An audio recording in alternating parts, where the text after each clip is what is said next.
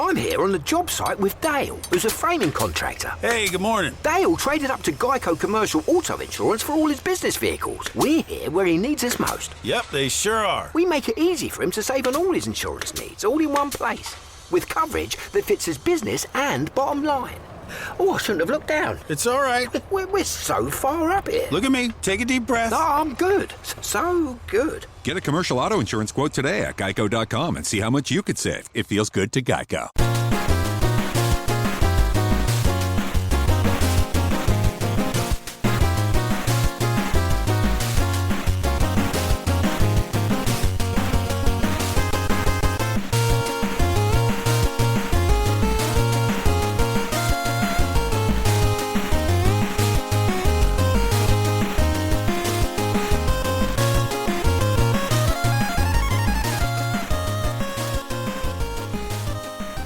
Hello again, hockey fans. Are you ready to brave the wild? With me, your host, Paladino Joey, or Joey Awajan. Brave the Wild is available on all of your favorite podcasting apps and also, of course, on the Hockey Podcast Network, also known as THPN. That's THPN. Want to thank Dylan and Kyle once and always for having me on board that wonderful page and network. Thank you so much. Yes, so if you've been living in a cave, of course, the United States won the gold medal, and that was spectacular. Jack Hughes getting hit in the mouth basically with a stick, a high stick, and yeah, unfortunately had a couple of teeth broken and such, so he's going to have some dental work. That conversation is out there. Obviously common sense. You wouldn't want things to rot or whatever. That'd be disgusting. We don't want that to happen. No, obviously he's going to have some serious dental work done, but officially or unofficially completed, I suppose. Maybe he needs a day or so to come up here. But enough of that. Hope you didn't mind the shows that were done in between this or during the Olympic break. Hope they weren't of bad quality. Hope they were of decent quality. And keeping up with things and such, the prospects, the Olympics, and of course the special episode on Sunday afternoon. Because how do you not have a special episode when something happens for the first time in 46 years? Like, hello. Like I'm not going to do a special show when the Wild win the Stanley Cup this June. Of course, I'm going to do a special show when the Wild win the Stanley Cup this June. So we're back to NHL hockey, trade deadline conversation. I'm going to do a comparison with Bouillon and Hughes and such. So kind of a little conversation going on. That was probably maybe I didn't even need to say that, but we just get to it as long as I don't forget, because you never know. But 4 games to preview, basically no games to review, and then we get back into regular hockey next week, of course. Obviously, this is regular hockey, but actually reviewing games and such. And, well, talking about the trade deadline, it'll be a day away next week. There might be a spectacular trade deadline special. There's another unexpected crazy thing, just like the Quinn Hughes trade episode, which, surprise, surprise, was the most listened to episode of this season. Not a surprise at all. Probably the most listened episode in quite a while, to be quite honest. That was, it was a fun special night, and it ended up being even better than we thought, and hopefully the ultimate prize ends up being the result. So let's jump into the previews right away, and then we can kind of go from there. There'll be fan interaction, of course. This will be a two-segment shot, and somewhere in between here, I'll get in the ad for DraftKings. Boy, do I sound weird. I sound like I'm behind the mic here rather than talking on the mic. I'm like behind the mic in information, but whatever. The Minnesota Wild will play the Colorado Avalanche, oh goody, in a back-to-back, Colorado and Utah, but don't have to travel too far there, mountain time zone and all of that. If you like that type of scenery, which I do, it'd be a fun trip. It'd be a fun trip as a player. Also, yeah, and if you can afford it, I suppose, because obviously a player can afford it, but they don't even have to pay for it. They're on the team. But if you're a fan and paying for it, God bless you. Good luck and all that, and hope you have a good time, because I'm sure some of you out there are doing that. All right. Well, so Colorado, Utah. We wrap up the month of February then. And then St. Louis and Tampa. Interesting. Tampa Bay is really having, they're back in it again. And, of course, John Cooper over there, who ended up being on the losing end of that gold medal game. Saw the look on his face. He's just like, bleep, I think he said that, like a quiet F word. Like, But we'll go from there. I'm sure he probably did. Colorado Avalanche, best record in the league still, 38-9-9. They have 9 OT losses, but the Wild actually have 10. So OT or shootout losses, 10, which is kind of annoying a little bit. 34, 14, and 10. Minnesota is 20 games above 500. A 2-run home run for Rodriguez. Okay, sorry. That's the Bird Blyleven F-bomb when he got mad. Okay, anyhow. Injury report, Marcus Foligno, day-to-day. Foligno did not play on Wednesday, February 4th. I hope he's had plenty of time to recover there. Jonas Brodin still technically on the IR as of mid-January. That Brodin expected to miss approximately 6 to 8 weeks at the time. That reeks of a broken bone or something, so who knows? It probably is, yeah. So we'll go from there. Luckily, only 2 players there, and only one for Colorado. Logan O'Connor. I have all his albums, or something like that. LOC, sure. June 6th last year. At least a week or two from returning to the lineup.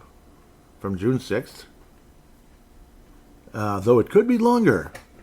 It could be longer. I don't know if this is some kind of like protecting the player thing or what, but June 6th, 2025, it might be a week or two, or it could be longer.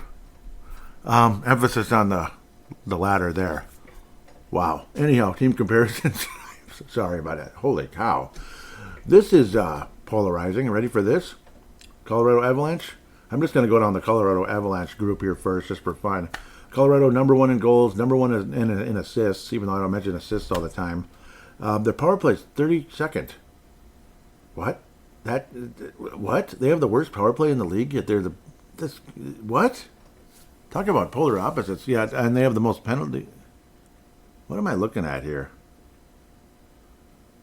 Okay, they have the least most penalty minutes. So yes, God bless them. The Wild have the third least most penalty minutes, which is wonderful. So nice that the Wild are staying out of the box. Funny, we're actually winning games and look like a competitor, like possibly a Stanley Cup competitor, because they're not, getting a million penalties like they used to.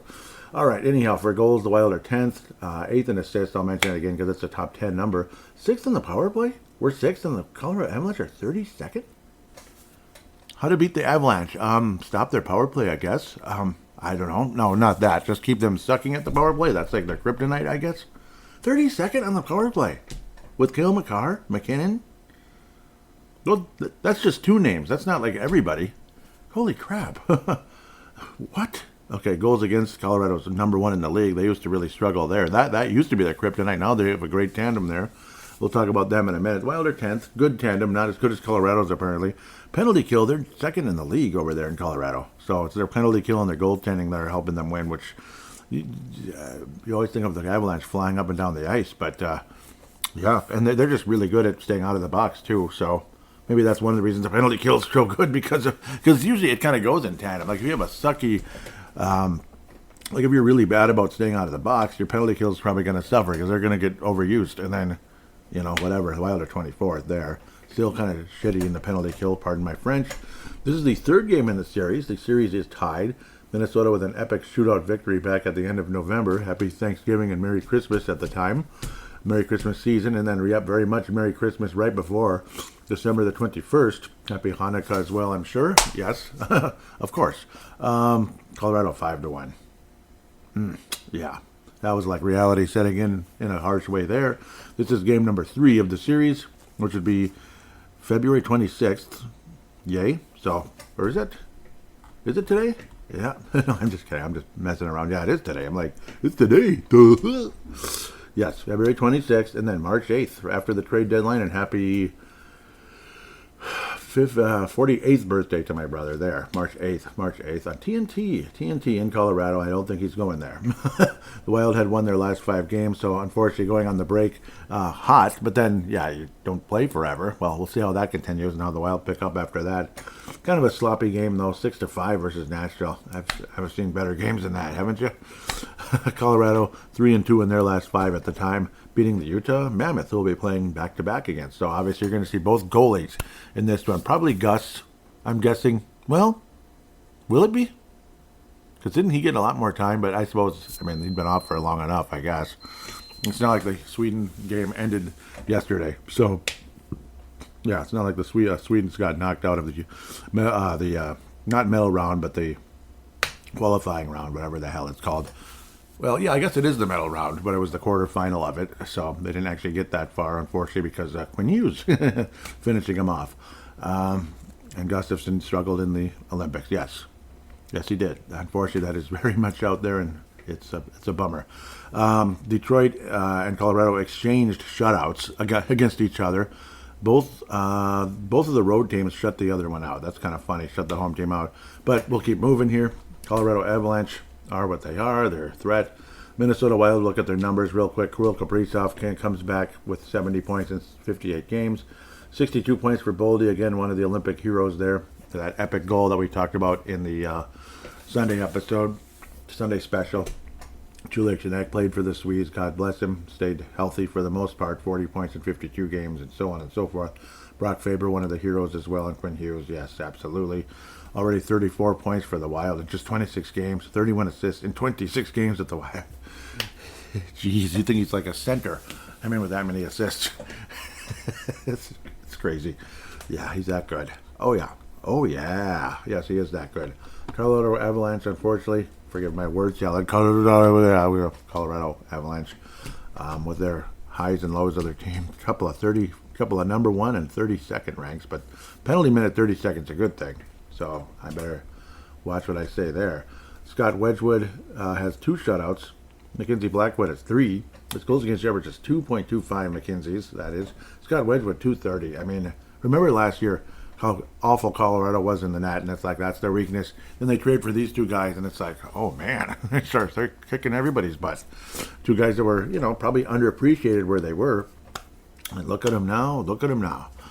Even Trent Miner, who's played in 4 official games, 3 starts with 1 win, 3 overtime losses. Snake bet. Jeez, what the hell? With the goals against average of 2.03.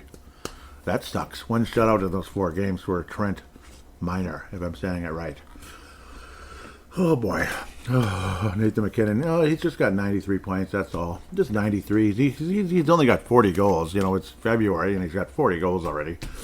Martin Nikas, if I'm saying it correctly, 40 assists, 62 2 points total. Cale Makar with 42 assists, 57 points total. Quinn Hughes is basically right there with Cale Makar right now, which is nuts. Brock Nelson, again, also one of the heroes there in the Olympics for the most part. Well, at least he got the gold medal, and he was one of the better players. He's got 29 goals in the season. So, as expensive as he was in that contract, and the fact that he's an older guy, man, I might be eating a little crow for that one, huh? Saying, why would you sign him? Why would you do that? He's got 30 goals basically already. Shoot. Imagine if he was on the Wild right now with, it's like the Wild, even like a 2-year, like a year and a half rental or something like that. That would be pretty cool. But yeah, it was a very expensive signing, and well, Brock, you're doing well. He's paying me. He's proven me wrong, and he's paying off pretty nicely for Colorado at this point. The 40 years old, Brent Burns. Can you believe it? I keep seeing the image of him, 18 years of age, smiling at me at that Taste of the Wild, whatever, all those years ago during the All-Star break. I think it was around that time. Or something like that. It may not have been the All-Star break. No, it wasn't. It was around that time. That was a little later in the year, like March. This smiling 18-year-old, clean-shaven, which is funny to think about now, but man, now he's 40. Hall of Famer, future Hall of Famer, that is, unofficial yet, but yeah, future Hall of Famer. Man, and that's where the comparison comes in right now. I'm going to bring it up right now as I keep babbling about the Colorado Avalanche because of all the players on their team. Landeskog is basically a half a point a game guy right there. He's played 41 games so far. Burns at 26 points in 55 games. Nothing too spectacular this year. But, so kind of a funky, interesting comparison, like how Brent Burns obviously was this up-and-comer like Zeev Buium. Then you have Quinn Hughes coming to Minnesota all those years ago. And see, Quinn Hughes played that little 5-game stretch after the University of Michigan, just like Zeev Buium played a game after coming from Denver. And, Quinn Hughes already had 3 points in those 5 games. And then the next year, immediately, 53 for Hughes, and he was already like a star. Boom, boom, boom, boom, boom, boom, boom. 53, the shortened season, 41, 68, 76, 92. These are points every year, 76. So far this year, he's got 57, so he's tied with Cale frickin' Makar. Jeez, man, it's unbelievable. And how many games is that? 52. So utterly nuts. Quinn Hughes pretty much hit the ground running in his career. Steve Williams, I can't say he's hit the ground running. Can you? Can you say Steve Williams hit the ground running? I don't think so. Exciting draft pick at the time, of course, but so far, obviously that first. Well, actually, it was just a playoff game. He didn't even play a regular season game, and yeah, he looked kind of he just looked young and not ready last year for the most part. And this year, a little better, but still kind of semi-young and not ready-ish. He's got 20 points in 52 games when you combine Minnesota and Vancouver. So I'm not giving up on the guy or anything, but he's certainly. I don't think he has the same trajectory as Quinn Hughes. I don't think he does. Most people don't realize how much of their personal information is being bought and sold every day. Data brokers are making billions pulling details about you from public records and the internet, then packaging and selling it, usually without your consent. That's how your information lands in the hands of scammers, spammers, even stalkers. It's why you get endless robocalls and why ads seem to follow you everywhere. That's where Aura comes in. Aura actively removes your data from broker sites and keeps it off. They also instantly alert you if your information shows up in a breach or on the dark web. But Aura goes beyond data protection. With one app, you get a VPN, antivirus, password manager, spam call protection, dark web monitoring, and even up to $5 million in identity theft insurance, all backed by 24/7 US-based fraud support. Other companies might just sell credit monitoring or just a VPN. Aura gives you all of it together at the same price competitors charge for just one service. Start your free trial today at aura.com/secure. Protect yourself now at aura.com/secure. Let's kind of analyze the way Quinn Hughes pretty much hit the ground running. Steve Williams, not really, developing. But the good news is, when you could do a comparison to a Brent Burns or something, Brent Burns wasn't great right out of the gate. In fact, he was a forward. He was drafted as a forward. So it's even more awkward and more strange to get things started. Bobby Burns, I wonder if he's his great-grandpa or something. He was born in 1905. It's just 80 years before, that's all. Before Brent, and Brent's 40 years old. God, that's an old guy. Old guy. 120 years old now. Charlie Burns, 1936. Gary Burns, 1955. It's just it's like generations here. And there's nobody in between. Oh, Norm Burns, 1918. I wonder if there is any relation, but who knows? I'm losing it. Sorry. You never hear about that. So, apologize. Yeah, Brent Burns, he also didn't hit the ground running, but then again, he's okay. He had that 25-point season. It was like his third year as in the league, basically. 16 points in 72 games earlier, 43 points that next year. Then things felt real good. Then he had that concussion-laden year and all that, and eventually was traded. The 46-point year later on. And then he just took off with the Sharks. It took him a while to kind of get going. And maybe it'll kind of be like that for Steve Williams, but the good news is with the the Quinn Hughes, it's yes, it's a win now move, but he's also 26. He's not 32 like maybe a Vincent Trocheck who's been in the trade conversations. So there's that. Boy, I messed this all up, didn't I? Okay, I fixed it. Yeah, it's for the future, but it's an interesting comparison, and we'll see if Steve Williams has a trajectory anything like a Brent Burns, but he certainly. You can't really compare Quinn Hughes and Steve Williams. Well, people are kind of doing that. Maybe similar type of player, okay, because it's kind of a little bit on the, they're on the smaller side, and they're skill players. They're skill players, offense, that kind of thing. I would say Quinn Hughes is definitely a lot more polished defensively, and he has been throughout his career, I would say, than what Steve Williams is showing so far. So I just think, generally speaking, the Wild won that trade, even though you gave up more than just Steve Williams. Well, luckily for the Vancouver Canucks, Marco Rossi's back again, so that's good. He finally was able to come back. You hope he doesn't become an injury-prone guy. He's kind of been that this year, unfortunately. He's had his ups and downs, but he's also been an Iron Man at times as well, has Marco Rossi. He's had his Iron Man moments, and he's had his injury-prone seasons as well. And Ogren, he's just like a lottery ticket, like what the hell, like a lottery ticket. See what happens. Like definitely a lesser version of what Kevin Fiala was here when the Wild first got him. He was kind of a lottery ticket, but more of he probably is going to be good, but we'll see how good. That's the question. Otherwise, back to the Minnesota Wild and Colorado Avalanche. I don't know, man. I want to believe the Wild win this game, but it's like so hard to say. I think it's going to be a close one. Shoot.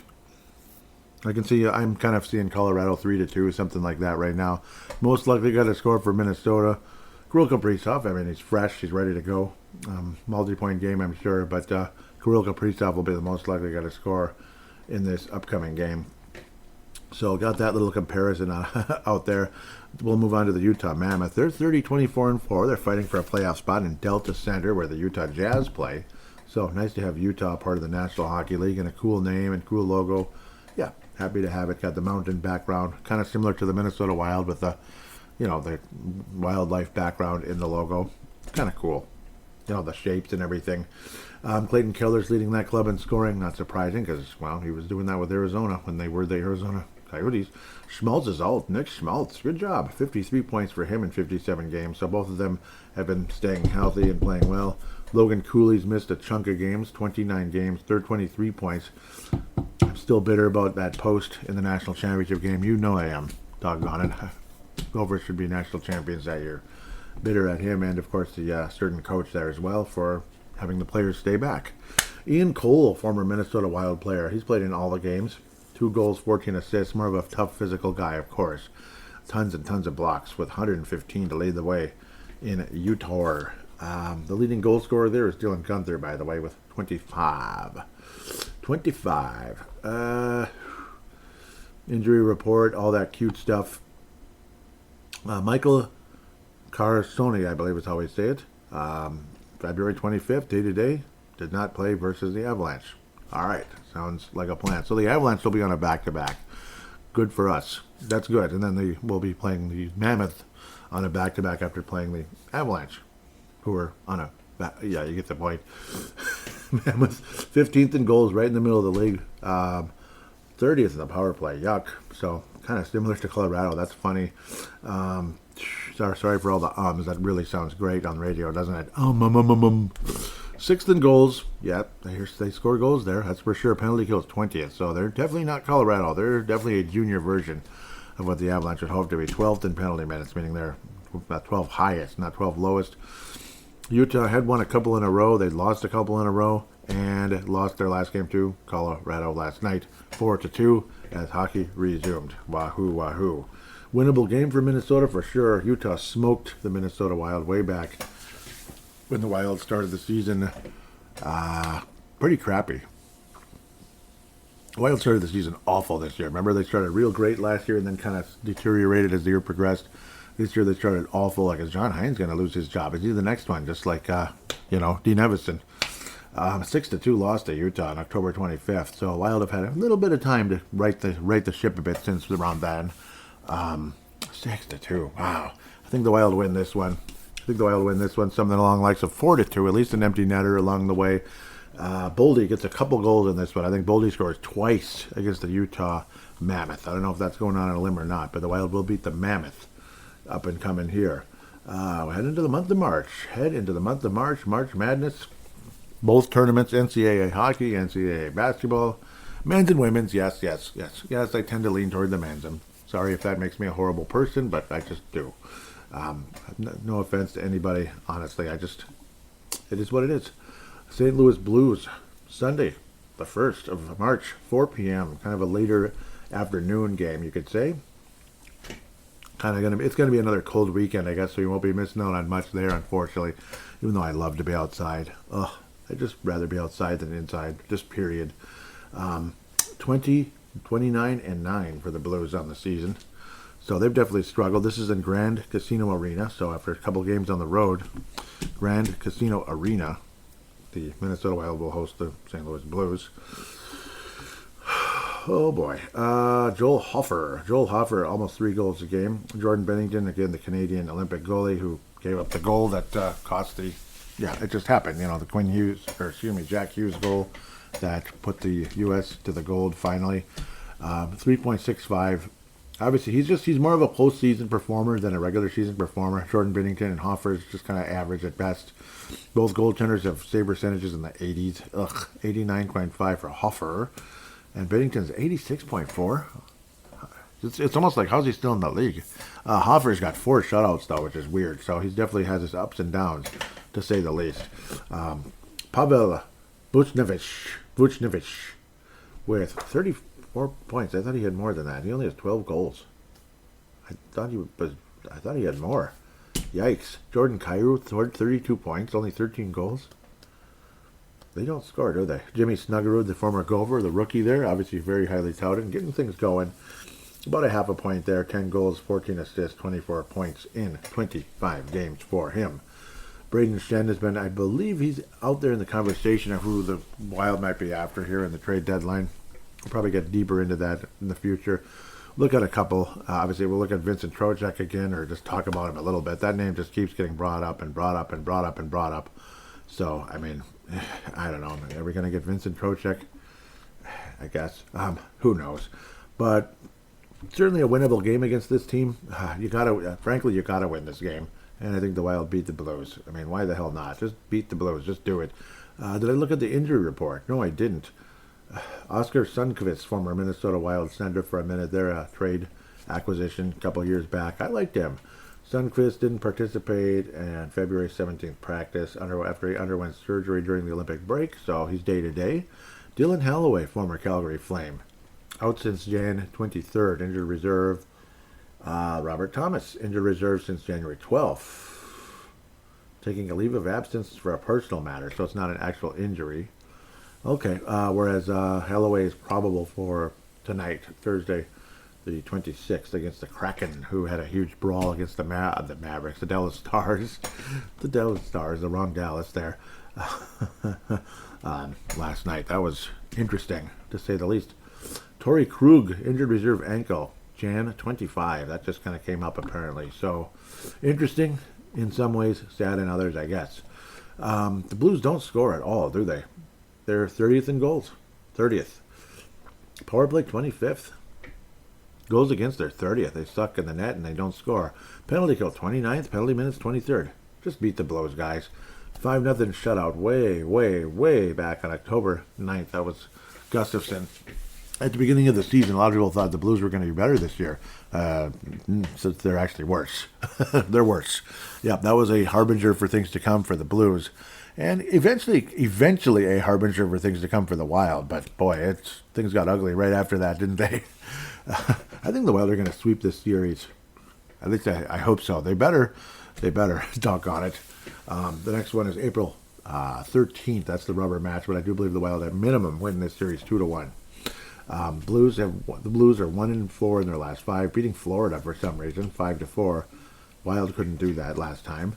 Otherwise, losing to Dallas twice, and Nashville, and Columbus in fairly close games, but kind of higher scoring, like a mess. One of those messy, like 5-3 type games. Yeah, well, Wild will beat the Blues by a final score of 3-1. 3-1 victory for the Minnesota Wild over the St. Louis Blues. Probably should be higher, but maybe the Wild play more of a safe game, or 4-1, something like that. But I think the Wild get the victory. Quinn Hughes will score a goal in this one. Quinn Hughes will get a rare goal, but of course multiple assists to go with it, because Quinn Hughes likes to do the package deal stuff. The Tampa Bay Lightning. Future Stanley Cup final matchup, TNT, Tuesday. Nice. TNT, folks. Yes, sir. I believe the Wild are on TNT tonight, aren't we? 38-14-4. Holy cow. This is in Grand Casino Arena. Forgive the word salad. Vasilevsky, the Vezina guy, Vezina Vasilevsky, save percentage of 92. Jeez. Goals against average, 2.11. And unfortunately, no Russia in the Olympics. Bummer. This is the Wild have not played this team yet this year. They'll play again on March 24th. Happy birthday, Paul. Paul Caniff. With 1 in a million chance he's actually listening. But yeah, it's a close friend. Both these games will be on TNT. Tampa, just like Minnesota, won all of their last 5, but in prettier fashion, I'd have to say. 4-1 versus Winnipeg, 6-5 versus Boston, not that pretty. 5-3 versus Buffalo, 6-1 over their Florida partners there, the Panthers, and a 4-2 win over Toronto last night. Interesting. Tampa 3rd in goals, 2nd in assists, 12th on the power play, 3rd in shooting percentage. I'm reading everything because their numbers are sick. Goals against average, 2nd. 3rd in goals and 2nd in goals against. So Tampa Bay is back to being Tampa Bay again, just like the Patriots last year. we'll see what happens.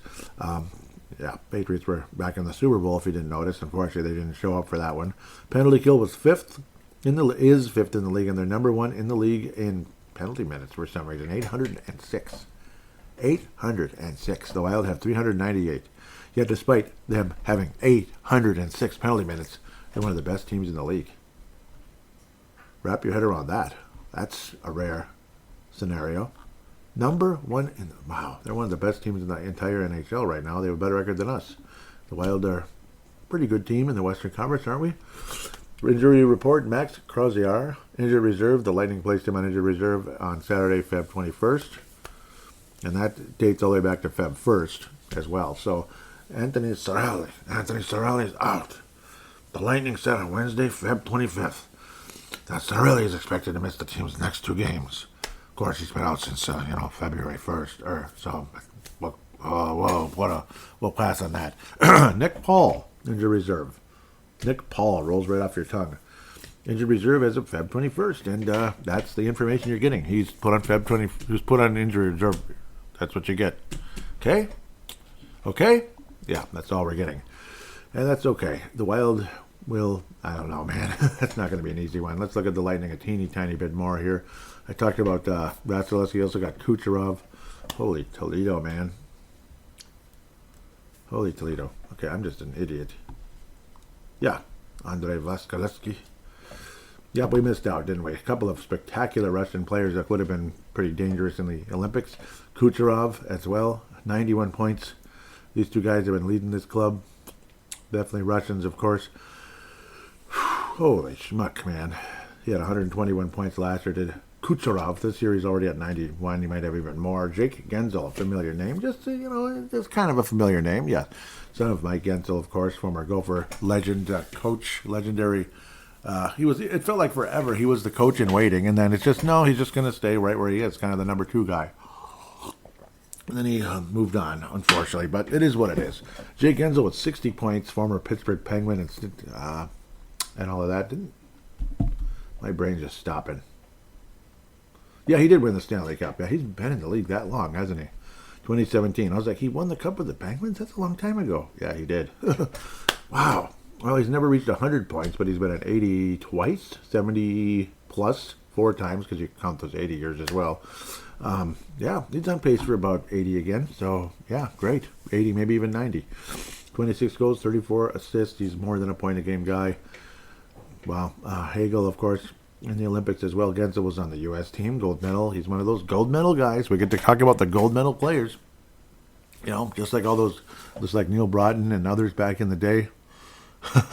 Yeah, now we get to remember, man, Jake Gensel won the gold medal with the U.S. team.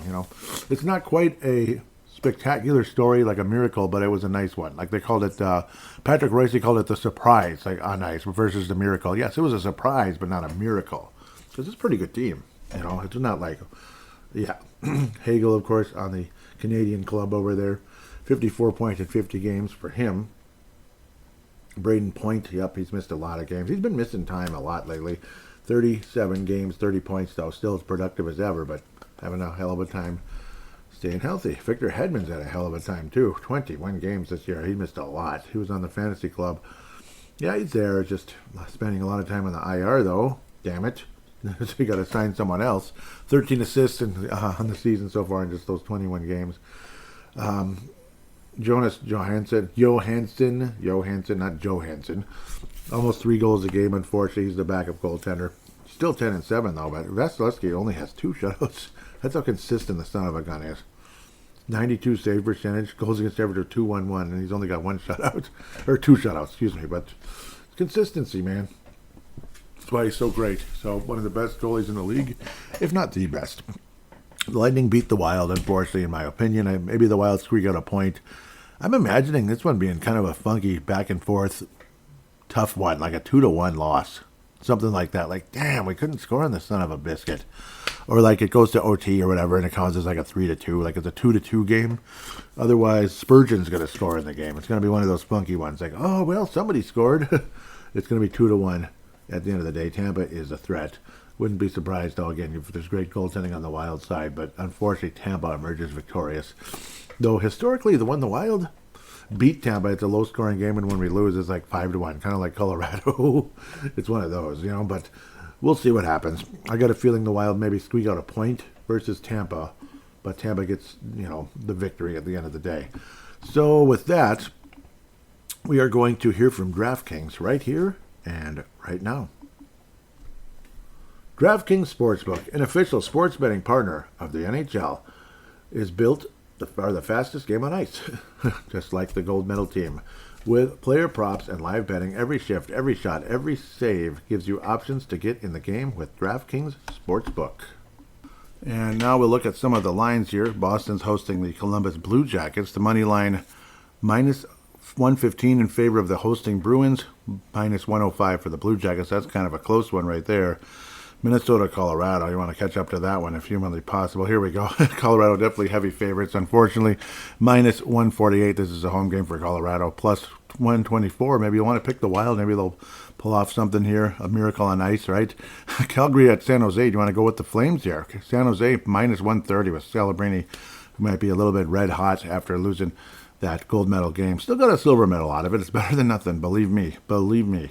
Plus 110 for the Flames. You want to bet them. We'll see. Edmonton and LA. That's a classic. That's evenly matched. So interesting there. The two Gretzky clubs there. Connor McDavid going up against the Los Angeles Kings, who do not have Kevin Fiala anymore. Again, with that broken leg. So down in the ankle area, but broken leg. Technically, it's a little higher. Predators are pretty heavy favorites versus Colorado. That's an interesting one. Maybe the Blackhawks, Connor Bedard, can pull off something. They're at plus 145. Nashville's a minus 175 going forward. With that said, though, so I want to thank DraftKings so much for what they do for us. New customers bet just $5, and if your bet wins, you'll get $300 in bonus bets instantly. Download the DraftKings Sportsbook app and use code THPN. That's code THPN to turn $5 into $300 in bonus bets if your bet wins. In partnership with DraftKings, the crown is yours. Gambling problem? Call 1-800-GAMBLER. New York, call 877-8-HOPE-NY or text HOPE-NY. Connecticut, call 888-789-7777 or visit ccpg.org. On behalf of Boot Hill Casino and Resort in Kansas, wager tax pass-through may apply in Illinois. 21 plus in most states. Void in Ontario. Restrictions apply. Bet must win to receive bonus bets, which expire in 7 days. Minimum odds required. For additional terms and responsible gambling resources, see dkng.com/audio. Limited time offer. Copyright 2026. NHL. All rights reserved. With that said, want to thank DraftKings so much and sip a tomato juice here for them. Toasted DraftKings, and thank you so much. With that, we're going to take a quick break. No, actually, we're not. We're going to jump into prospects now. Not break yet. I'm losing my mind. That would be the next one. Prospects, Joey. Prospects. Yeah, prospects. Try not to dive too deep in too much stuff, though, without overdoing it. So, yep, the Iowa Wild have certainly been playing better. They've been winning games, but unfortunately, they're still in. they still have the worst record in the AHL. Go figure. Cal Peterson's definitely been helping, though, winning a couple games. He's now got 7 wins on the year, which leads to Iowa Wild 7 wins. Goals against average of 2.86, save percentage of 89.3. Yeah, well, Lave, we'll see what he does. He needs to come back and bring some of that Olympic magic. Otherwise, he's at about 3 1/3 goals a game, 88.4 save percentage. Yeah, he's got to be better. Nicolas Aube-Kubel is leading the club in scoring with 25 points. Oskar Olsson has been getting better, too. He's pretty young. Remember, he was acquired in a trade at the beginning of the year with the Avalanche, a couple of minor league player trade there. He's second on the team in scoring now. He's been scoring goals. He's been getting assists, 9 goals, 15 assists. Not spectacular numbers, but something. 22 years of age. Jerry Mayhew leads the club in goals with 14 as we go forward. Spacek at 20 points on the year now, so good for him. David Juracek has been chipping in points lately. A couple points in a couple games in a row here, so good for him. 2 goals, 8 assists, 10 points. Nothing to get too excited about, but at least he's showing signs of life there in Iowa. So good for David Juracek a little bit. He might be part of a trade for all we know, as it's like, dude, we blew it. Another guy who very possibly could be part of the Vincent Trocheck trade is Carson Lambos. 16 points in 48 games and only a -4. So he's definitely showing encouraging signs. But is he going to get a chance to play in the NHL?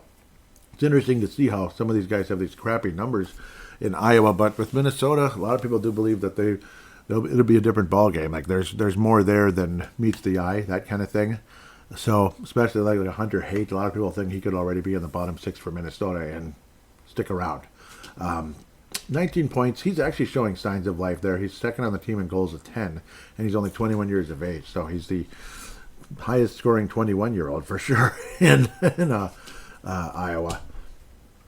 Pitlick is a point a game down there, but he's also 33 years of age. That'd be Tyler Pitlick, not Rem, and definitely not Lance. Not Lance. No, it's not possible that Lance would be playing for Iowa. He's a little bit too old for that at this point. Anyhow, Jack Putt has been putting in a couple points on the board of late, but he's a -16 still. Doggone it. 13 points in 43 games. 4 of them are goals. Riley Height got his 5th goal recently as well. He's now at 18 points, and he's a -14. That's getting better. Wasn't he like at a -20 earlier? So at least nobody's getting absolutely obliterated down there. That's the good part. Like, wasn't a couple years ago, Ryan O'Rourke at like a -28 or something, or -30? I mean, it was, wow, that was rough. So God bless Ryan O'Rourke. He's actually improved as well, but he's now with different organizations. So it is what it is, guys. That's Iowa, of course. Ryan Healy, Harvard, 10 points in 28 games, but he's even. So he's a senior in college. Ryger Lorenz also senior in college with Denver, 25 points, almost a point a game, but he's always been kind of a little off of that, but he's definitely having a career year in Colorado, in Denver. That's what they're called, the Denver Pioneers. He's now a +16 on the year, which is second in his career, so good for him. Trying to move quickly on some of these. Jimmy Clark with the Gophers. They've had their ups, they've had their spectacular weekends, and they've had their awful ones. 14 points in 31 games. He's a -1. He's a left winger, so not really putting on the points. Also great. Kalen Parker with Michigan Tech. 11 points in 34 games. He's a +14, though, which is really good. Right shot defenseman. Good to see the +14. That's encouraging. Aaron Pionk now at 10 points. Remember that awful start he had? He's racking up the points all of a sudden. Go, Aaron. Good job. Again, so he's 16 points behind last year's pace, and it's already almost March. So probably not going to get to the 20-point mark, -7 on the year, but at least he's putting some numbers on the board. It took like half the season. Didn't he have like 1 point in 20 games? So that hurts. Kumpalainen, who's been picking things up. Yeah, he's definitely been showing signs of life with the Iowa Heartlanders. He's at otherwise 27 games with Iowa Wild. Yeah, because they're both Iowa, just to confuse you. 2 assists for him there. But 16 points with the Heartlanders in 24 games. Doesn't jump out at you like, holy crap, but at least you're seeing signs of life from Kumpalainen. I'll get that through one of these days. Wow, 40 points for Charlie Stramel, who also might be part of the Vincent Trocheck trade. That's out there. 30 games, 40 points, 19 goals, 21 assists, and he's a +30 for the Michigan State Spartans, not the Wolverines. That's different. That's the other one. We'll try to move quickly here. Stevie Leskovar, yep. He's been with the Iowa Heartlanders, 4 points in 25 games. More of a tough guy type than a scorer, that's for sure. Woodsky, who faces a firing squad every time he's out there. His save percentage is 90.6. It's pretty good. Goals against average of 3.6, though. Again, so not good defense in front of him is all you need to know. I think he's a better goalie than you're seeing with the goals against average. That's just my belief. I'm sure others agree. Sebastian Solioni now 7 points versus hardly getting anything the last couple of years in those Finnish leagues. Guys just don't score goals over there for whatever reason. They're just great defensive players, if you didn't notice. Defensive-minded guys. 7 points in 37 games for Sebastian Solioni. Aaron Kiviharo is at 14. Definitely wasn't in the Olympics or anything. He was in the juniors and he had 5 assists there, so good for him. The junior, whatever, under 20. Yeah, obviously love that. 14 points for Kiviharo in 38 games. Ahead of last year's pace, but the -10 is not real pretty, unfortunately. Ryder Ritchie at 15 points in 31 games for Boston University. Kind of struggling there for a right winger, and that sucks. Justin Kipke, 13 points in 32 games for the Arizona State Sun Devils, and he's a -9. Unfortunately, doggone it, I'm hitting everything I'm not supposed to. Keep going. Carter Klippenstein. Ooh, spooky.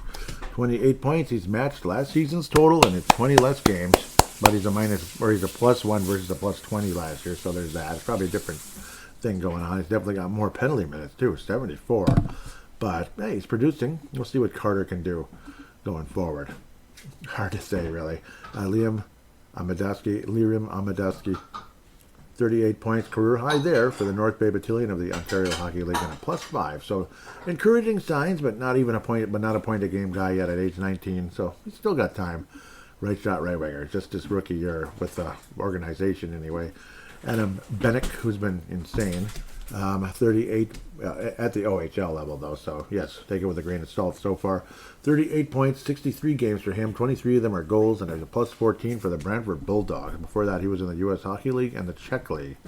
Czech League, Cup 2 years ago, though. That'd make him super young, like 16. 2 assists in 18 games in a professional league. Good luck with that. Theodor Hultqvist with 3 points in 28 games for the Swedish, basically AAA team, you could say. In the junior level, he was he had 6 assists and 1 point, 1 assist. He has not scored a single goal in any of these leagues. Once he got to the semi-pro here and the pro, 1 assist in 8 professional games in the Swedish Hockey League. So, God bless him for sure. With that, we'll take a quick break and return for fan interaction.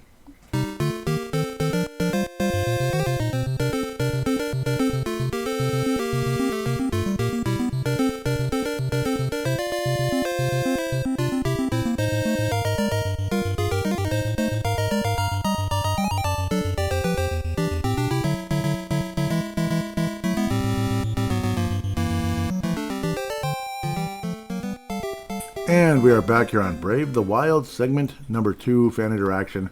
Hope that first segment wasn't too much blabbermouth. But no poll this week. I just kind of went with the bat signal. Hopefully that's adequate. Let's get out the hashtag BTWMN. I always like to do that to keep things organized. At Brave the Wild. At Brave the Wild is where we interact with each other here. Looks like we got a nice lightning round coming up. Jay Bushy doing the Dan Gladden approach as well. Let's see. Doggone it. Right here. Well, actually, he's going to be Greg Gagne today. Looks like he's at the end of the lineup, but that's fine either way. Greg Gagne was a wonderful player. There it is. There it is, and thankfully it's still there. Okay, let's get to it. So, Derek Pelska lightning round is right here, and right now.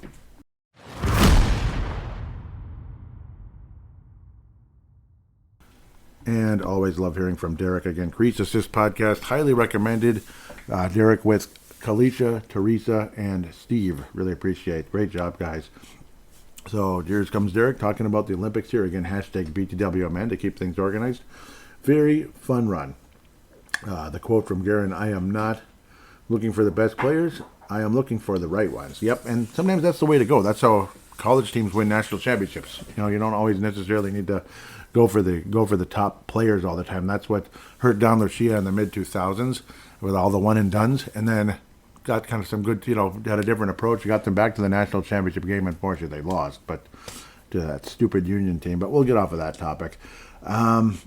Continuing. But he was saying how that quote seems to be the takeaway for me on this one. Hellebuck was incredible, and sure, there were some fortunate bounces. I thought the Minnesota Wild's contingency held their own. Oh, yeah, certainly held their own is what he said. Yep, and I agree with that. And I was saying, I'll make dang sure to get this one on the show because I had just finished that Sunday special. I don't know if Derek was anticipating me doing a show at the time. And then it was like, bam, it just popped up. So, yeah, I was like, I'm absolutely going to make sure to get this on. And yes, that's great thoughts, Derek. Absolutely. Kalisha's replying to something. She was saying, does USA still win the gold medal without the 3-on-3 OT? I'll just say for the sake of, I'll say yes. It just felt like it was their year. It just kind of did, even though Canada outplayed them a lot in that game. But it just felt like the stars were aligned for the U.S. to get this done. As lame of an answer as that might come off as, I felt like the stars were aligned this time around, and thankfully they were. Continuing into the lightning round, Derek says, if you had to give an RPG character type to the Minnesota Wild's Quinn Hughes, what would it be? RPG character. I keep thinking, he kind of looks like Locke in Final Fantasy VI, doesn't he? Remember Locke, you spell, for people like Locke. Yeah, like it's spelled like John Locke, like in the history books, Locke. Kind of he was like in Final Fantasy VI, if you haven't played it, he was like a thief, but like a really good character, especially if you built him up enough. He kind of reminds me of him in a lot of ways. Otherwise, God knows, he might end up being Cecil in FF4. That would be the best. Final Fantasy 4. Or Alex in Lunar the Silver Star. That'd be a pretty epic one right there. Ah, man. Yep, he looks like Locke to me. He looks like Locke, so like physical appearance, he looks a lot like Locke in FF6. A little bit on the smaller side, but very effective, spectacular character. Right now, I think he's like the paladin, isn't he? He's like the paladin. How he covers, he's covering everything. I'm going to say Cecil of Baron Castle. Cecil, Final Fantasy IV. That's what he looks like right now for RPG. Like he looks like the maybe the best character in Final Fantasy history in a lot of ways. That's where I'd put Cecil. Like, Cecil. People say Cecil. I tend to stick with Cecil, but okay, Cecil of Baron Cecil in Final Fantasy IV was obviously the best character in the game. Obviously, especially once you got the Crystal Sword or Ragnarok Sword, depending on which version of the game you played. Continuing into the lightning round, as a certain stock show would say, Jim Cramer, the lightning round. Can the Iowa Wild still make the AHL playoffs? They seem to think so. Yeah, they've been playing well. If so, what odds would you give them? I'd say it's still very slam dunk. Like, don't they still have the worst record in the league? But I suppose St. Louis did too, but it was earlier in the year. Like St. Louis, the year they won the Stanley Cup in 2019. They're playing well. They are playing well. And I think Greg Cronin is a very good coach. I like Greg Cronin. I can't talk. That feels like me all day today. Jeez. And the last two shows. Ugh. It's like I need to get some games back right now. Get back in the swing here. What odds though? 20-1 maybe? 20-1, I think. It's not going to be that easy. Yeah, so that's like, what, 5%?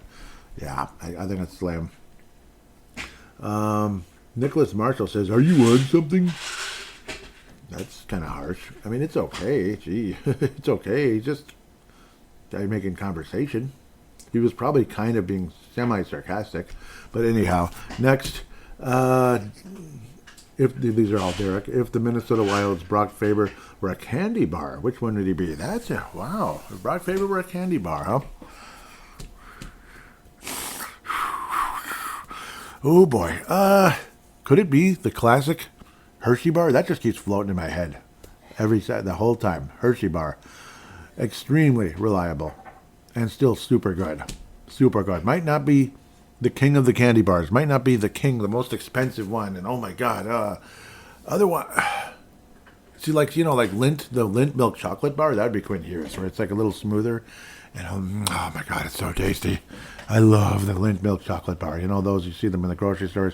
No nuts, nothing, just chocolate, just doggone chocolate. None of that extra stuff people put in. No salted caramel, no nuts, you get the point. But yeah, that's Lindt milk chocolate.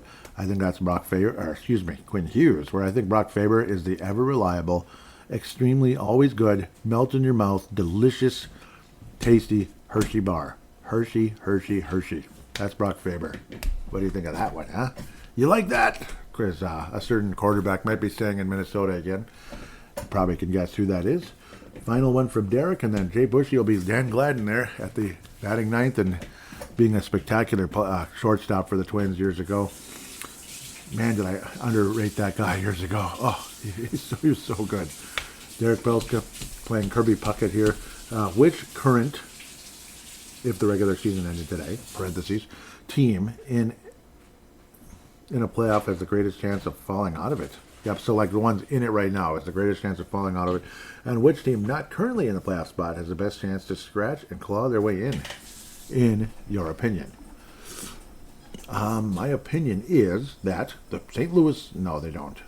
St. Louis Blues have no chance in HE double hockey sticks. Florida's in last place, that they're 4 games above 500. Carolina, it seems that I might fall out of it, huh? I think the Washington. I know, and people will be like, he hates the Washington Capitals. Well, I think there's a very good chance they're going to fall out of it. They're kind of hanging by a thread, and it felt like the beginning of the year was kind of like I don't know, like what do they call that word? Like not sugar high, but something else. Where it's just like too good to be true. Like they were on a run and everything was great, and Ovechkin being this legend and all that, and everyone's excited about him. I think they're the most likely team to fall out of the playoffs. A team that could make kind of a spectacular comeback into it. So I think, like Utah is in still, right? And the Sharks absolutely have a chance to scratch and claw with their spectacular star power.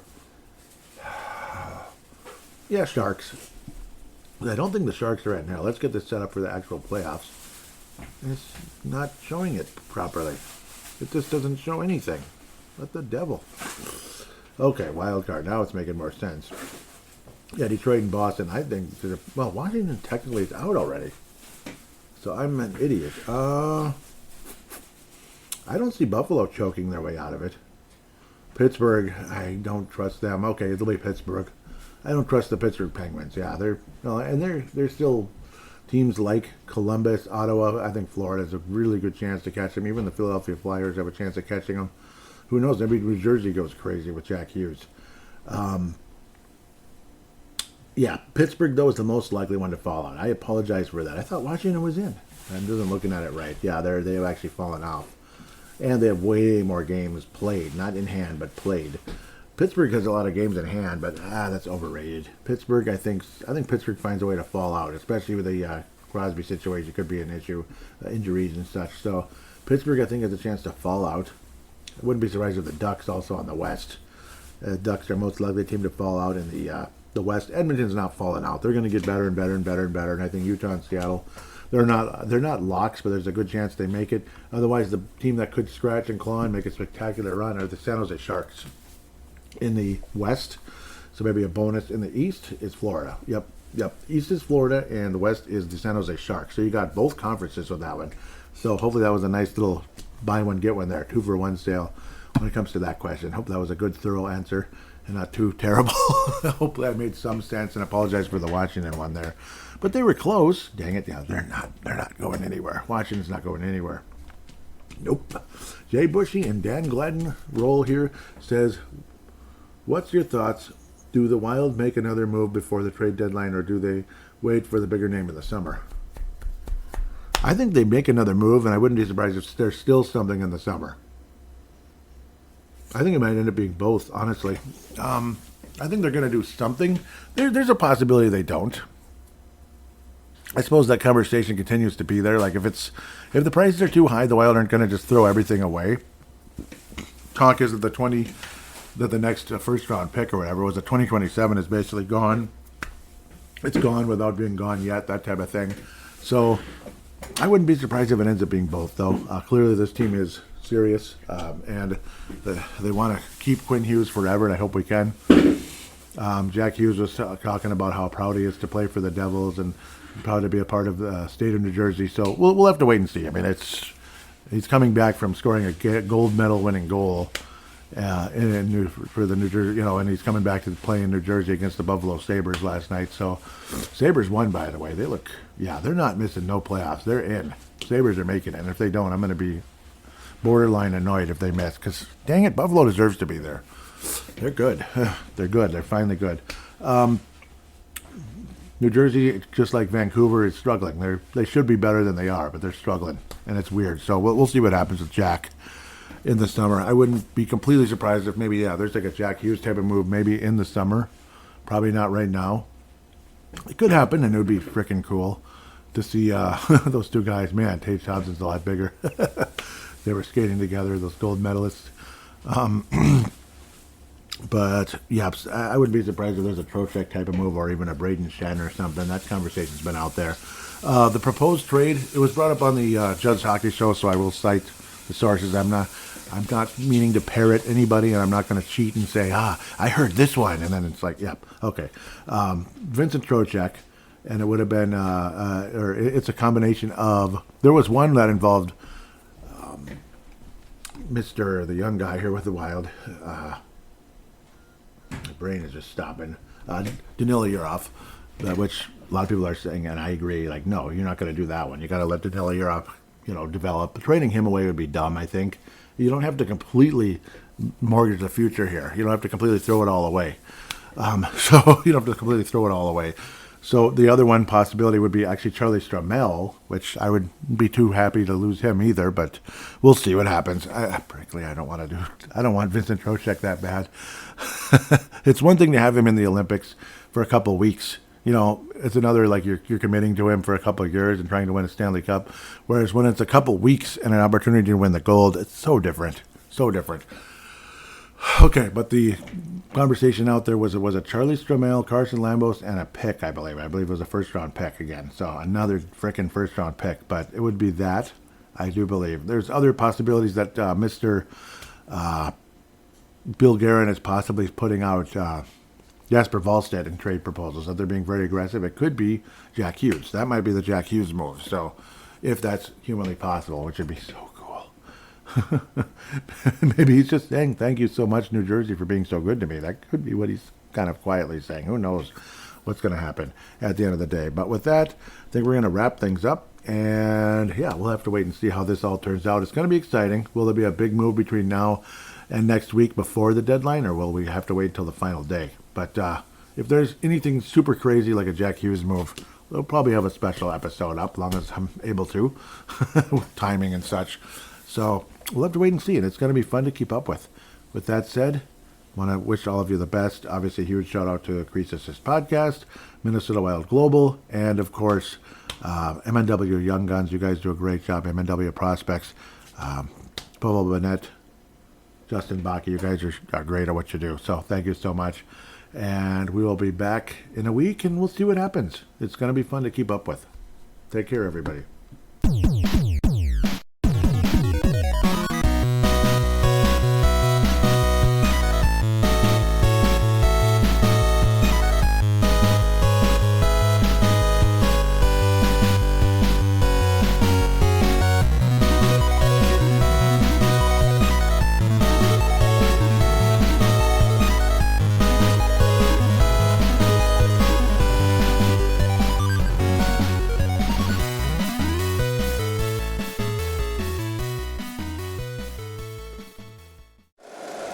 If you like the show, please take a moment to rate, review, and subscribe. It really does help the show to grow. Thank you for listening.